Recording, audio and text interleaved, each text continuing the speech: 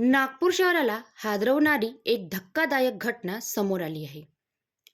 कडमेश्वर रोडवरील फेट्री गाव परिसरात असलेल्या एका हॉटेलमध्ये प्रेम प्रकरणातून तरुणीची निर्घृण हत्या करण्यात आली आहे. रुचिता भांगे असे मृत तरुणीचे नाव आहे. प्राथमिक माहितीनुसार रुचिता आणि तिचा प्रियकर सौरभ जामगडे हे दोघे गुरुवारी दुपारी नागपूर कडमेश्वर मार्गावरील फेट्री गावात असलेल्या राहुल सर्व्हिस अपार्टमेंट येथील ओयो हॉटेलमध्ये थांबले होते. याच दरम्यान कोणत्या तरी कारणावरून दोघांमध्ये जोरदार वाद झाला. हा वाद इतका वाढला की क्षणातच त्याचे रूपांतर हिंसक कृत्यात झाले.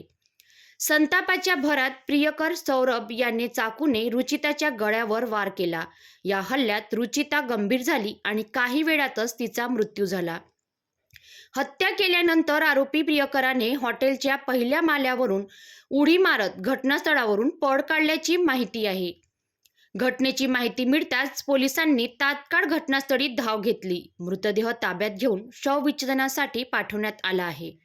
हॉटेलमधील कर्मचारी आणि परिसरातील नागरिकांची चौकशी सुरू असून या प्रकरणी गुन्हा दाखल करण्यात आला आहे.